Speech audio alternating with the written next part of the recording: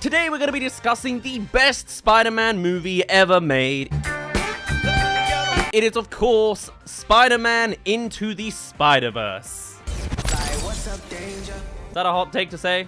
It's pretty damn good. And seeing as we've now learned that we're not getting the third movie anytime soon, next year, 2027, I have no idea. We might as well kill the time a little bit by going back to what started this franchise of movies that takes apparently 700 years to make, and even then it's breaking the backs of their workers to do so. Released in 2018 by the studio who were coming off of Hotel Transylvania 3 and the Emoji Movie, there was almost no expectations whatsoever for this movie to be any good. It really breaks all of the odds, particularly with the recent history of Sony's handling of the Spider-Man license considered as well. Well, almost, anyway. Because the one thing that was the flying flag of hope for this movie in the lead up to it was the involvement of Phil Lord and Christopher Miller, the guys who made what could have just been a 90-minute Lego commercial into one of the best movies of 2014, if not the decade in animation, and had even gotten the best out of Sony with Cloudy with a Chance of Meatballs. If anyone could make something out of this troubled animation studio with access to a Spider-Man license that they didn't know what to do with,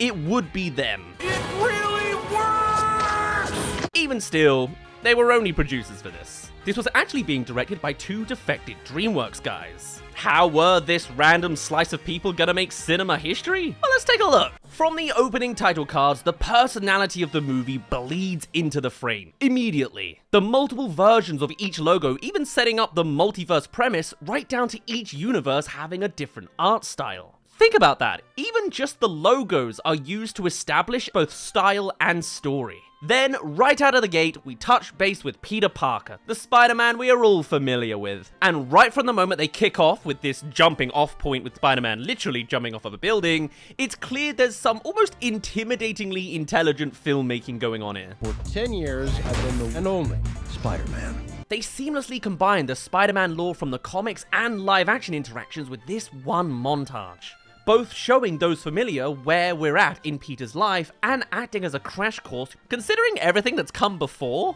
I think this was the ideal way to transition into Miles Morales' story. Start us up with that classic Spider-Man story before ushering in the new era. The gentle self-awareness they go into this with as well also gets the audience immediately on side, acknowledging stuff like emo Peter from Spider-Man 3. We don't really talk about this.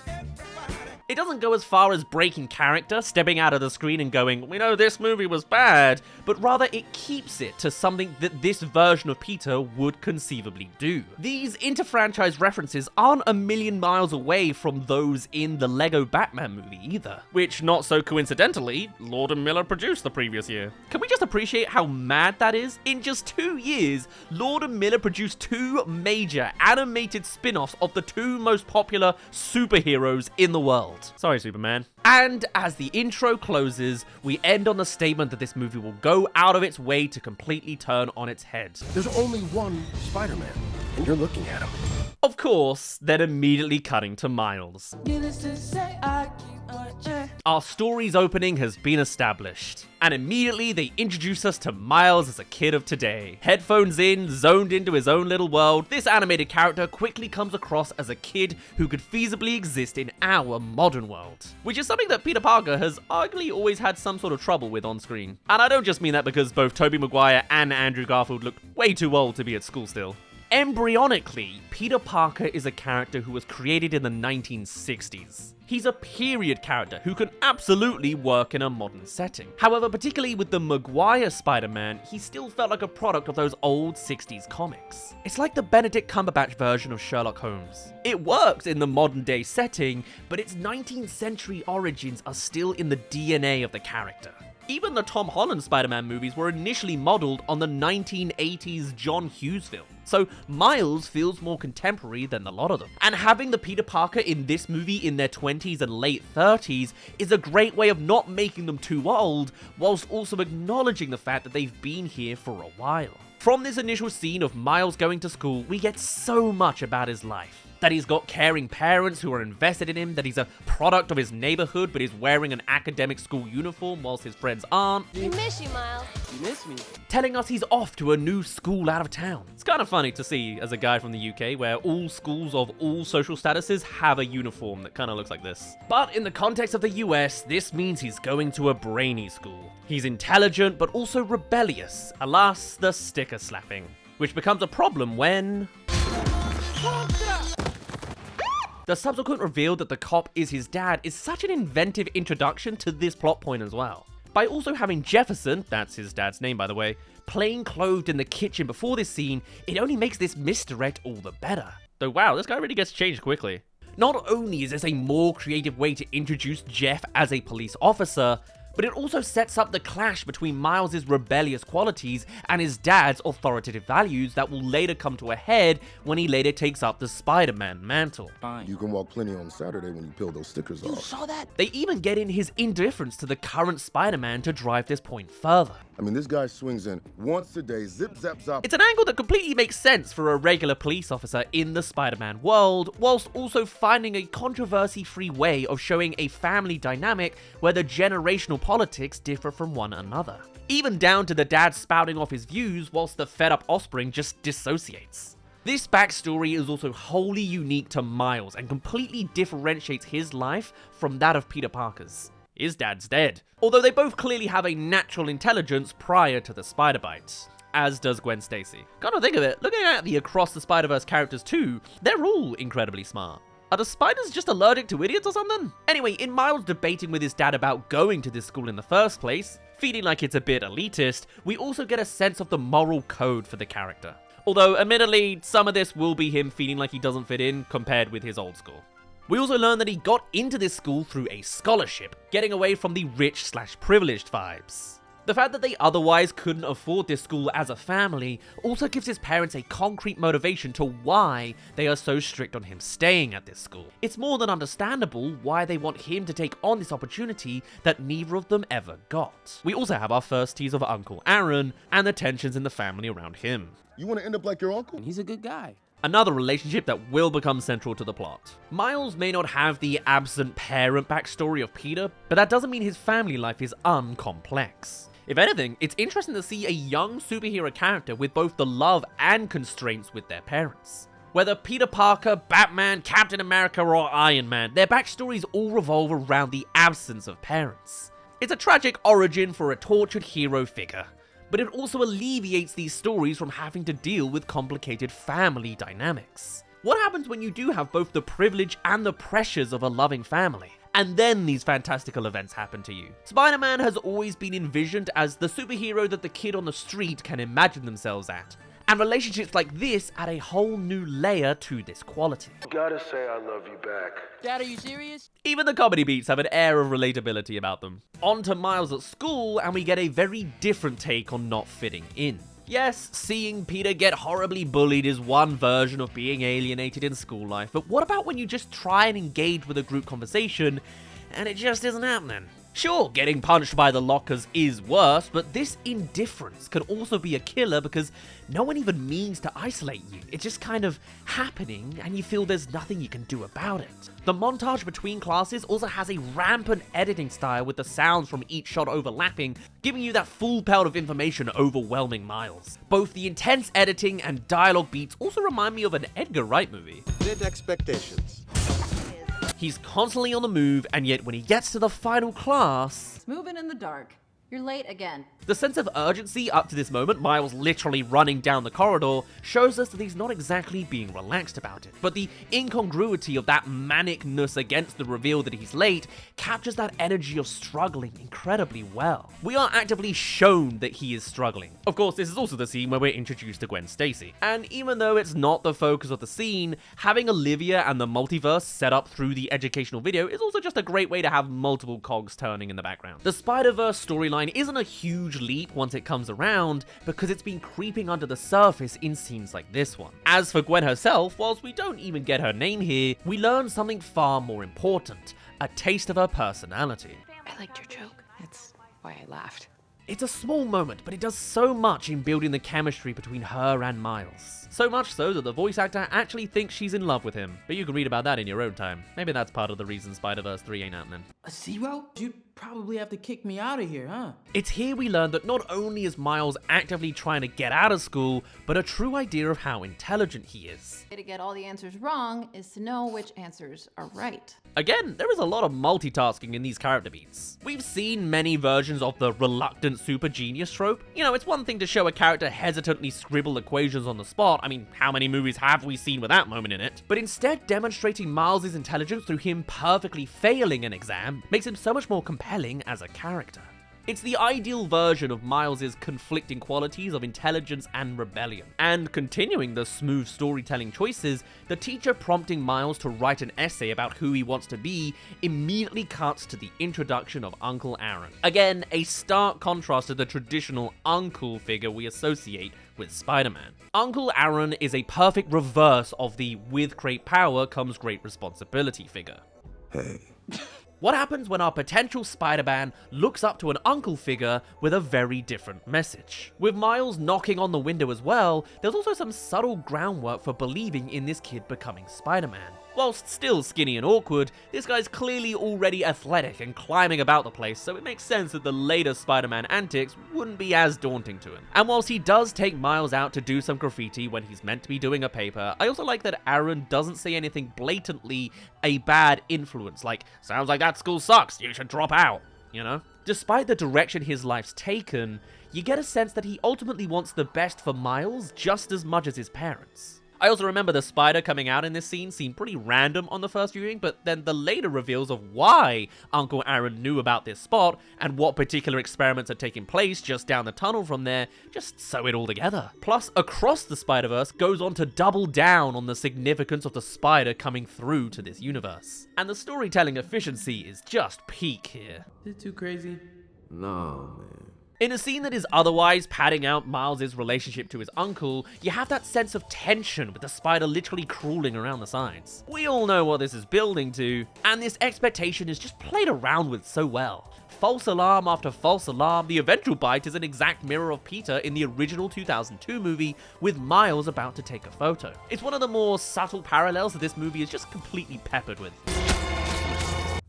And the subsequent sequence of Miles' restless night also uses the roommate at his computer to great effect. It just makes the scale of time passing so much clearer. This guy's work-life balance is awful as well. He's still going the next morning. Or maybe he was just gaming. Respectable. I think I hit puberty. The creativity in the execution continues to excel here, illustrating the Spider-Man inner monologue as a superhero via the text boxes used in the comics. It just shows that animation isn't just like a comic that's been brought to life, it is a comic that has been brought to life. It's just one of the many stylistic choices that look great, but also make perfect sense in their function, leading us to this excruciating scene with Gwen that again is pulled off so well by note of how hard it is to watch. They've put that teenage angst and awkwardness so much to the forefront in this scene that you can feel the embarrassment. They've literally thrown the word puberty at us 3 times. Hey. And as for the hair stuck incident itself, the fact that a whole movie later she still has her hair styled around the fallout of this could be seen as Miles' literal imprint on her life. Nice to meet you. Total pleasure. Following this, embodying his spider sense as the anxiety he's experiencing is another great touch that makes complete sense for a teenager getting these powers. And of course, the chaotic shot following Miles stepping out of the window and getting attacked by some pigeons is both exceptional animation and hilarious. I'm pretty sure this is one of the earliest clips we got, and it absolutely sold me on the movie from then on. Not to mention, there's a great extra layer to this on the idea that no one in Miles' universe ever notices Miles exposing himself as Spider-Man because the canon allows it. No one's ever looking at the sky, apart from Gwen Stacy seeing him because she's not of his universe. Later on, we're going to see a moment of him climbing a wall, and a random civilian can spot Peter Parker because he's not of his universe, but doesn't spot Miles and accidentally spills his cup at the exact perfect moment. It's one of those small details you only notice watching this movie far too many times, and it's just, the attention to detail is immaculate in this movie, even if you go through it frame by frame. And of course, the reference that most people know about is the fact that the comic Miles reads is from the legitimate first comic to feature Spider-Man. A reference that I'm sure hardcore fans were equally delighted by, as they were horrified when Miles accidentally rips out the pages. Please stop sticking. Using the original comic as both a parallel and a guide for this new Spider-Man has just this poetic quality to it. Unsettled with what looks like his new reality, Miles heads back to where the spider bit him. Again, a perfectly sensible reason for him to go back to where Uncle Aaron brought him, which leads him to... right into the action. I love that this Green Goblin design is something that the fans would have absolutely detested in the live-action movies. However, here, it just kind of makes sense. As does Kingpin, being this giant bulk in a suit. It's a hell of a freaking light show. You're gonna love this. The scene's also an opportunity to have some solid action with the traditional Spider-Man before things get weird. Miles being thrown about the action without anyone really noticing him makes absolute sense for these behemoths fighting it out, whilst providing a believable sequence of getting Miles to the right place. That right place being the big multi-dimensional machine that the rest of the plot is gonna be revolving around. And of course, meeting Spider-Man for the first time. Illustrating visually their spider senses aligning also delivers like a page of dialogue in a much more concise and interesting way. Not to mention the references in the color palettes. I thought I was the only one. In a very short amount of time, they do establish a tangible bond between these two. They grasp a quick understanding that they share something that no one else does. For Miles, Peter is the only one who can help. For Peter, this is the only person he's ever met who could tangibly understand him. If you stick around, I can show you the ropes. And every time, part of you wants to believe that this Spider-Man will get to go on that journey with Miles, but of course, that's sadly not this story. Establishing that there's a USB stick that can save the multiverse, of course, this movie doesn't go to plan, so the movie can have a climax, and Spider-Man's plan goes to pot. And at the hands of the Prowler, don't forget him. Again, every step of this story is so well thought out. Having Spider-Man literally pushed against this collider gives a believable reason for this multiverse event just involving versions of Spider-Man happening. And the visuals of what happens here just punctuates that all the clearer. I get that No Way Home had to go a different way about the multiple Spider-Men to what this movie does, but this plot just works much better for me. But also, it only works for an animated movie. The glitching part of New York would have looked incredibly strange in a live-action context. And this one has much darker consequences. This override key is the only way to stop the collider. At the time, what happens next here was a massive shock. I mean, come on, they got Chris Pine to voice this Spider-Man. In the marketing, we saw Peter's Spider-Man and Miles together. Going into this, you'd be forgiven for thinking that this was the Peter Parker we saw in those promotions. But no, for this Peter, Miles is the only other Spider-Man he will ever meet. And this little animated Spider-Man spin-off makes one of the boldest moves in the whole franchise. But we don't even get a minute to take this in, as Miles is immediately chased down by the Prowler, which totally isn't going to play into a key character relationship whatsoever. In the chase itself, not only is the pacing and the framing intense, but this is really where I started acknowledging the power of the score as well. Daniel Pemberton is one of the absolute heroes of the creative team here, arguably as responsible for this movie's personality as the animation. In the case of the Prowler's theme, he manages to capture both electrical and predatorial aspects of this villain. It's like the Prowler's literally clawing at the sound waves. It's a wholly unique piece of music. And it only further paints this visceral force of nature that this villain is set up to be. He isn't just running after Miles, he's slamming into walls, he's moving so fast. It's also good to see that Miles doesn't just suddenly master his power here, them actually being an obstacle while he's stuck on the ceiling. Finally losing the Prowler, Miles does what any scared teenager who just saw their hero die would do. Whoa. It's okay. It's okay. It's yet another moment that reinforces Miles' humanity. That he's just a normal young person. Spider-Man has always been a lens for younger people to relate to, and touches like this absolutely embrace that. These moments between Miles and his parents are so crucial to buying into this character's life and provide some of the best moments in this movie.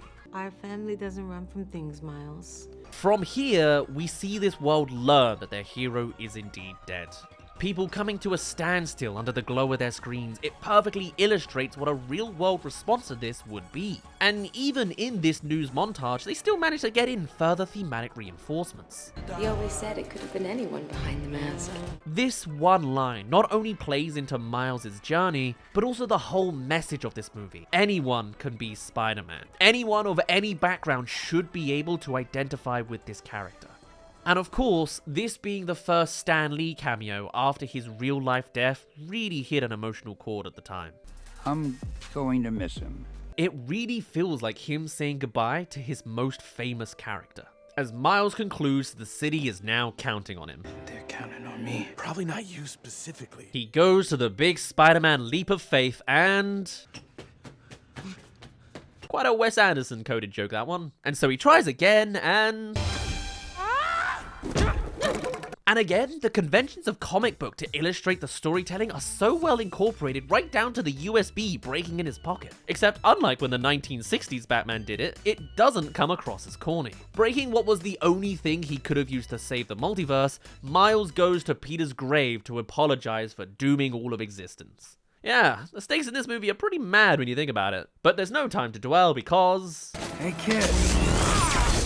Here comes the multiverse, beginning with a Peter at a different point in his life. For a franchise that has generally stuck to Peter in his late teens and early 20s, on screen anyway, getting to see a Spider-Man who is heading towards his 40s is a fascinating new angle for the character. How does sticking to the same thing as life's building responsibilities come along affect Spider-Man? I buried Aunt May, my wife and I split up. Just like the death of this universe's Peter, seeing an older Peter not doing so well in life is another bold place in this movie as well. Even with the introduction of Peter B. Parker, the death of the other Peter never really loses its weight, something that the MCU's version of the multiverse can't necessarily say for itself. And even though his bruised face was clearly from hitting the road on impact, going from the pristine-looking Peter Parker on the news screen to the battered face of this one is an inspired way of symbolically showing that this version's been through a lot. It was like looking in a mirror. And from here, we get a nice bit of slapstick with Miles and Peter strung together, in a place where the police chasing after them know that Peter's dead. Hey kid, drop the body! And applying slapstick to a Spider-Man powered character is a harsh reality because this poor guy gets his face dragged across the road before being slammed in the face with a lamppost. Oof. Alright. Thanks, New York. As Miles and Peter B become acquainted, you've got to appreciate how clear and accessible they make this potentially completely alienating and confusing plotline. Like a parallel universe where things are like this universe but different? I don't think my atoms are real jazzed about being in the wrong dimension. The fact that there's also an unstable physical consequence to dimensional travel also adds another element of stakes and consequences to the multiverse. Again, in the MCU, the multiverse is something that just seems to completely remove that consequence, which is a bit of a shame. Plus, the glitching is yet another excuse for some crazy animation, justifying why this story was told best in an animation setting. The bitterness of this Peter Parker also allows for some cynical takes on general superhero tropes in a meta kind of way. Or everyone's gonna die. That is what they always say. There's always a bypass key, a virus key. Give it. Love these shots as well of the Spider-Man walking along the wall like a pavement. Of course, only topped in the next movie with Miles and Gwen looking at the upside-down view of New York. Saying outright that he doesn't care about Miles' entire world being destroyed, we know that this Spider-Man has fallen far from who he is. He didn't necessarily have to mean that he didn't care, but the fact that he even left that impression is pretty un-Spider-Man. And of course, makes a far more compelling protagonist character, as a completely flawless hero is kinda dull and boring. It's nice to have a cast of broken characters to make the hurdle and challenge up against them all the more impressive to defeat, if that makes sense. Nonetheless, the inner Spider-Man-ness can't be held back for long, and Miles' guilt-tripping is something Peter just can't resist. In my universe, this place closed 6 years ago. Just small lines like these are just another way to accessibly enlighten on how parallel universes differ as well. The more mundane the differences, the more you kinda buy into it. On to infiltrating the base. And funnily enough, I've actually broken down the here's the plan scene in a video before, but that doesn't mean it's any less worthy this time round. Hey there, thank you made it to the halfway mark of this video. Come along and subscribe if you're interested in more amazing animated movies. This is a regular series we do on the channel. There's loads in the past, there'll be loads in the future. So pop along if you're interested at all, and let's get back to the second half of the amazing Spider-Man Into the Spiderverse. Step 6. I grab a bagel from the cafeteria and run.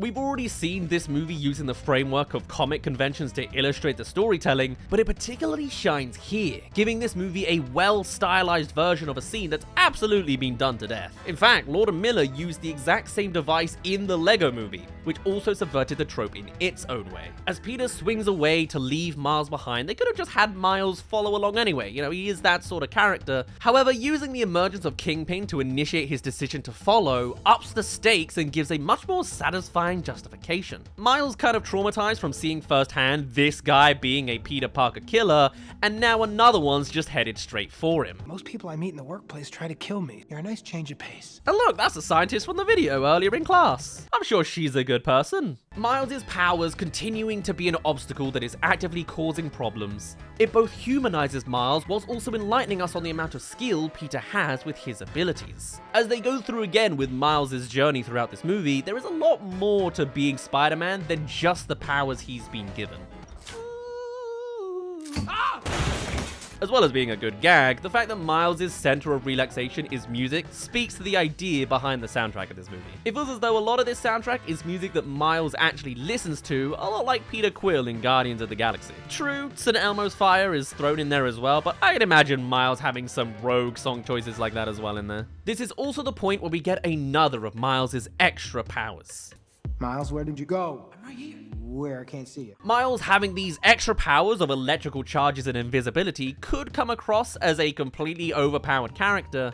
I mean, both Electro and the Invisible Woman are put out of a job here by one guy who already had all of Spider-Man's powers. However, partly as he's having such a messy time controlling any of these powers, it's not really jarring in the slightest. Again, making these incredible powers so difficult to control gives them a sense of legitimacy. Enter Olivia, and we don't need the I'm really clever talk because her deductions here are evident enough. Wow.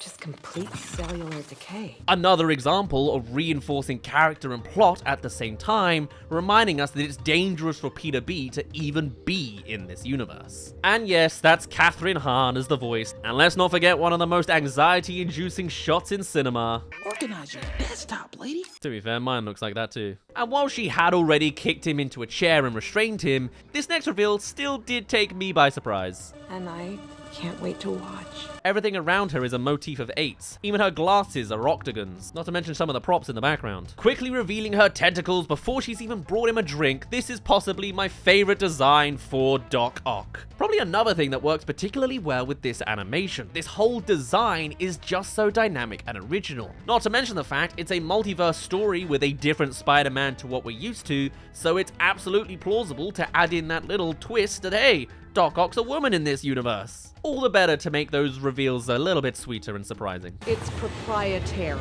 It's a less obvious route to go down rather than the traditional mechanical arms, giving her movements a fluidity and snappiness that the OG just can't. From the initial strangling of Peter showing how her strength's powered to her chasing them down in the woods like an unstoppable force, this is the running zombie of the Doc Ock incarnations. I should say almost unstoppable, actually. After hitting a completely irrelevant character to the franchise who we'll never see again with a bagel, what a weird villain origin story that would be. Olivia's pursuit of the boys in the woods is stopped short when... Yes, it's the big screen debut of fan favorite Spider-Gwen. I mean, another dimension.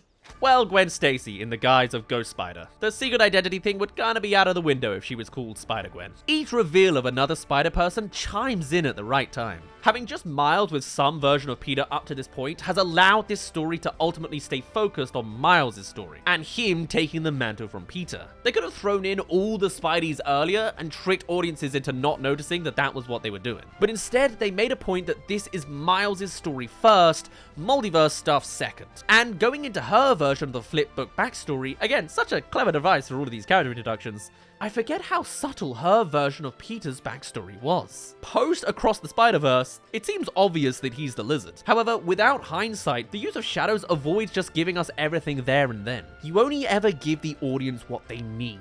Save it for Comic-Con. What's Comic-Con? As is demonstrated again through Kingpin's backstory, initially told through watercolor vignettes between each click of his pen, like an old-style slideshow. Having these simple images before replaying the scene with the accident gives us just enough context of the life they did have together before it all went wrong. And even though it's shown through this curtain of watercolors, the crash itself is still an incredibly dark beat for this movie. It's not a movie explicitly for kids, but they will be the main ones watching this, which is why some of these narrative choices are incredibly brave in this movie. Just because you're only PG doesn't mean you can't get into maturer moments. And especially considering the hyperactive flair of most Lord and Miller projects, these beats are handled in an incredibly mature manner. I'm sorry about your friend. Thanks, Miles.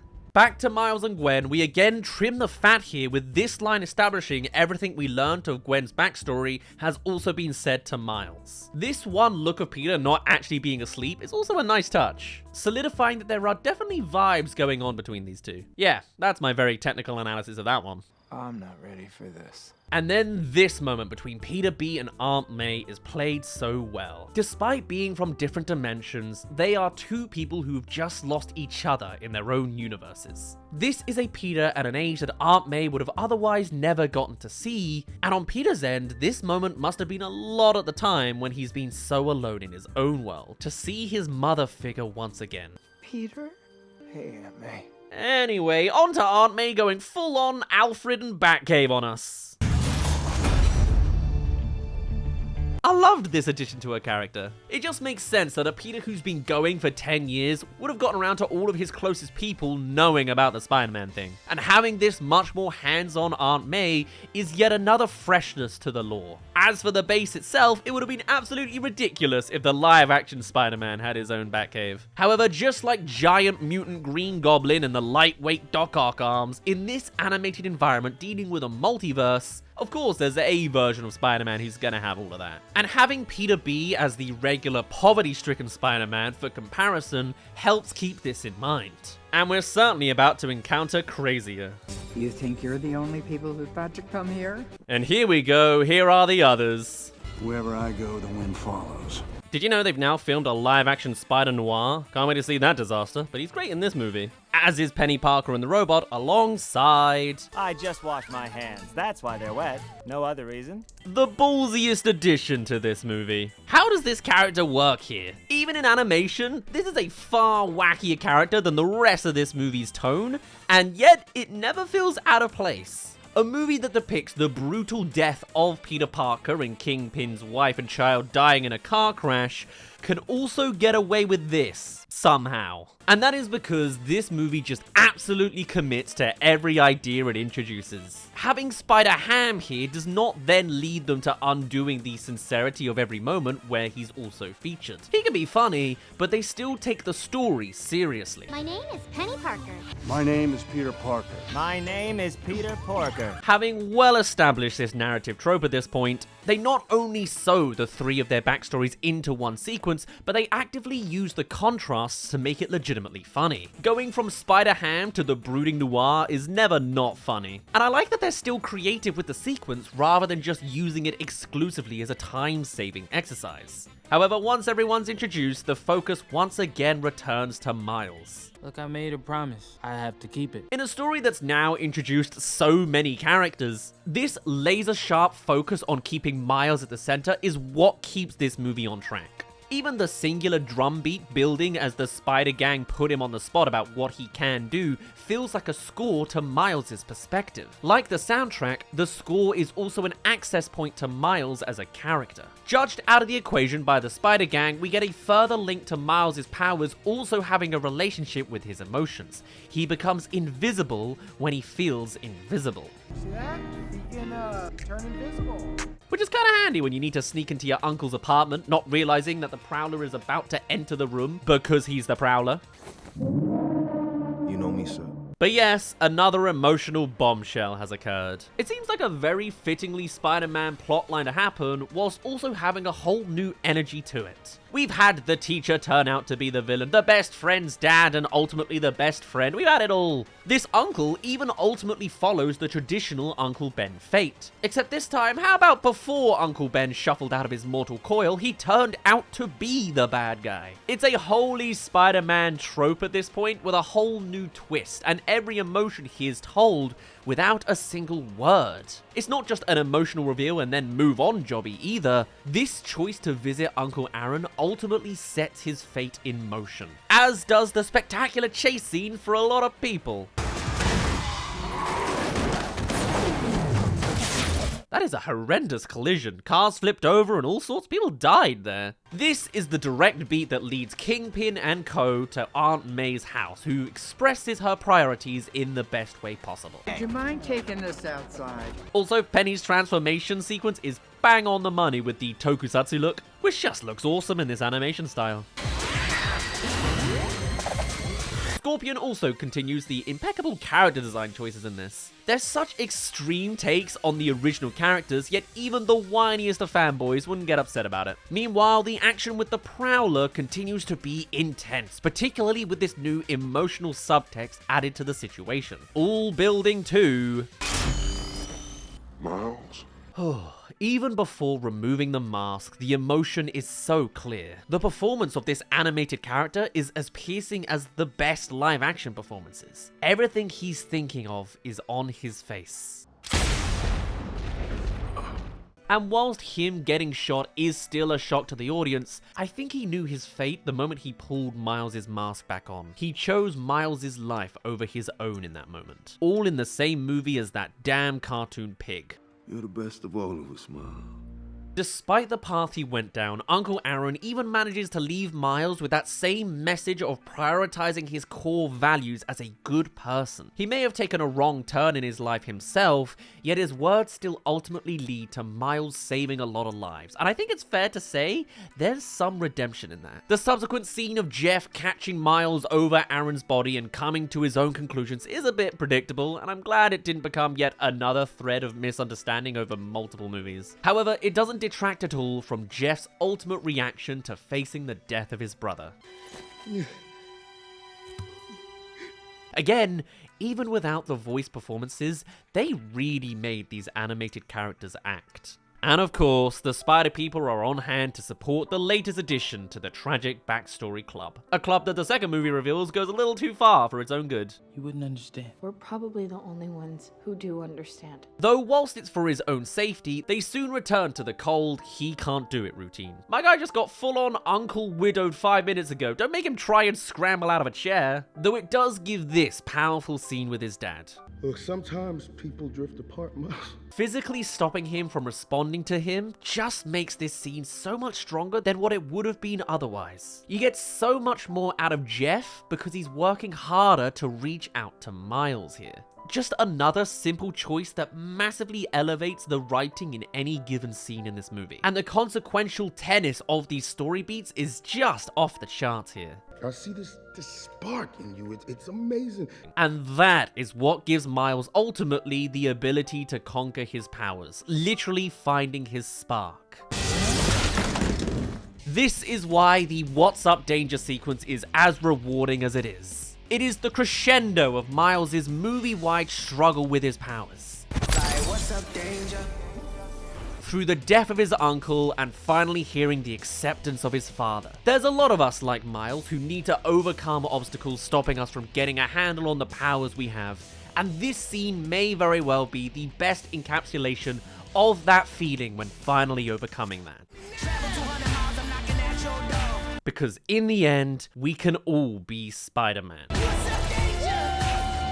And I think this may well be the most rewarding ascension into a hero's journey we've ever had in a movie. Forget animated, forget Spider-Man, I mean ever. It's such a powerful moment, the movie could have even ended there. But of course not. From the emotional climax, we then enter, well, the climax. Well, we're there already? I guess we are. We're very close. What a pig. I'm right here. And even though the Spider-Man mask waiters are acknowledged as making it a little easy, this self-awareness doesn't make it any less believable as a scenario. And with Peter getting sidetracked with Mary Jane, no subtext intended there, though a solid comedy beat, it's still serving the character first. The humor throughout this movie is never out of place and is always also informing us on either story or character. I wasn't there for you when you needed me. Also another name drop, that's Zoe Kravitz as Mary Jane, i.e. Catwoman in both live action and the Lego Batman movie. In fact, she played her in the Lego Batman movie first. Just let that sink in. Anyway, time for the big dimensional collider stuff, and once again, the animation of the glitching looks incredible. It's just yet another thing that justifies that this story really needed to be animated. Whilst the moment where Jeff helps out the old lady on the street still adds a sense of gravity and realism to the threat.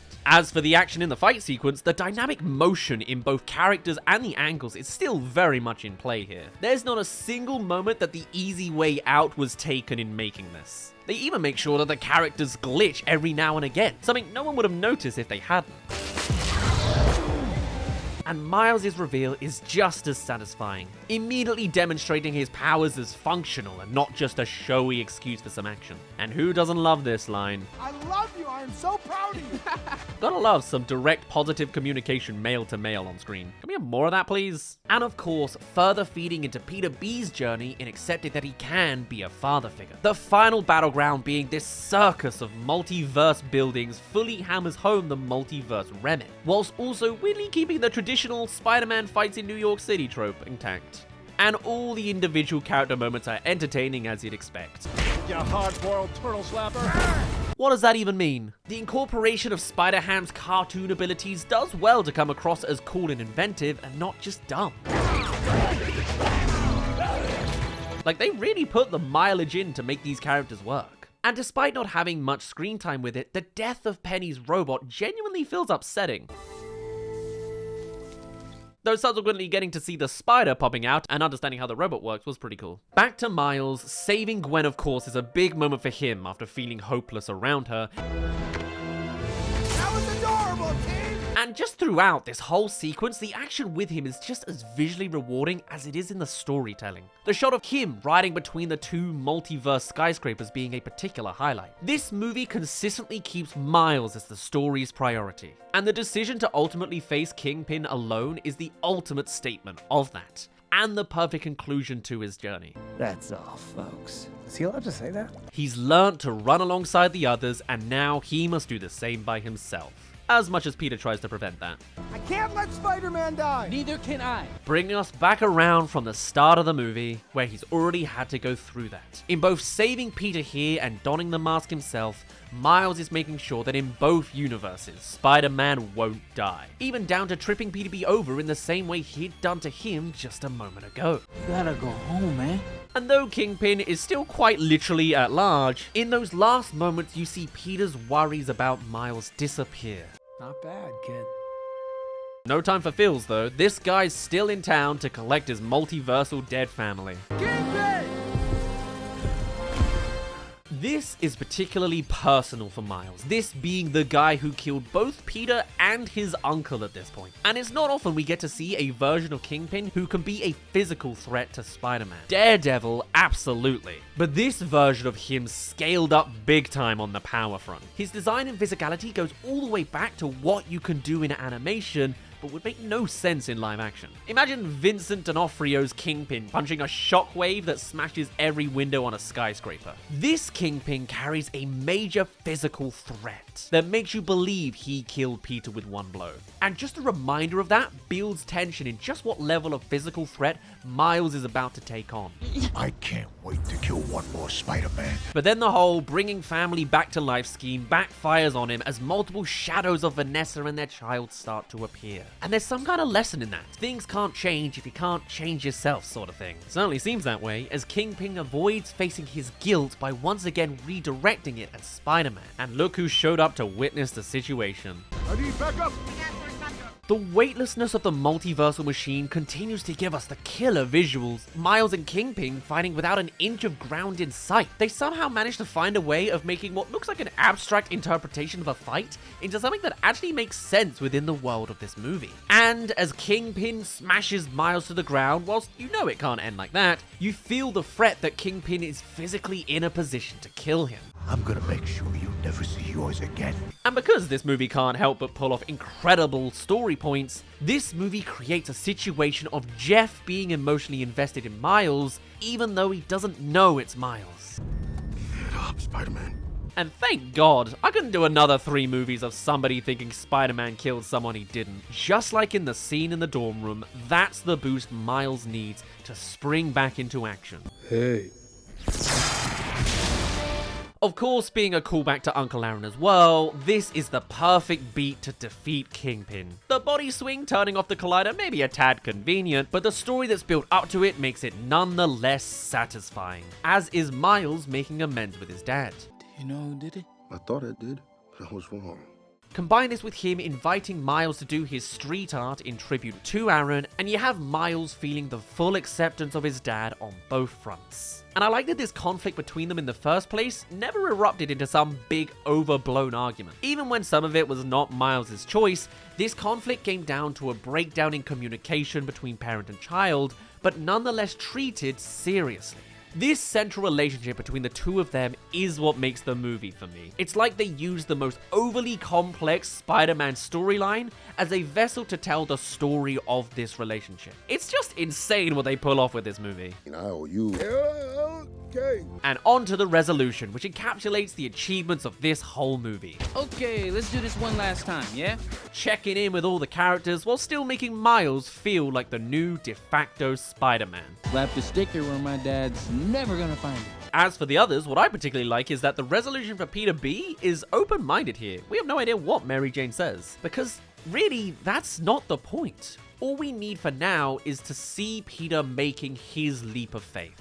And we end on the big message: anyone can wear the mask. Which they've both proven with the character we've met along the way, but also to remind us of what Spider-Man's always meant to be. He was created with the idea of a hero that the reader could identify with, a break from the traditional godlike Superman scenario. That's always been the intention with him. And now with Miles Morales also donning the suit with full main character energy, even more kids and beyond can see themselves in Spider-Man. If you didn't know that before, I hope you do now.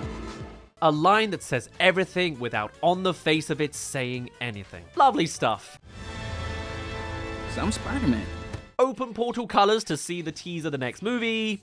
Roll credits. This movie is absolutely exceptional, and you don't even need me to tell you that if you've gotten this far into the video. In fact, I bet you already knew half the stuff I was pointing out. There's all the classics that I already kind of skipped. Oh, look at his frame rate. He gets better frame rate as he flies and learns to become Spider-Man. Miles' big final motion is reminiscent of the original Peter Parker of his universe. Wow, he learned from the real good one. It is not an overstatement to say that this movie changed the way animation was made. Because there's now been several movies that have either gone for more creative art styles or have just straight up followed the lead of Spider-Verse. This little spin-off project Sony commissioned so that they could have other movies on the side of their MCU collaboration proved itself to be the very best of the lot of them. Unironically, one of the best comic book movies ever made, if not the best one. A modern animated masterpiece, and if the third one's anywhere near the level of the first two, we could be looking at an all-time best trilogy contender. All started by this movie. That was the amazing Spider-Man Into the Spiderverse.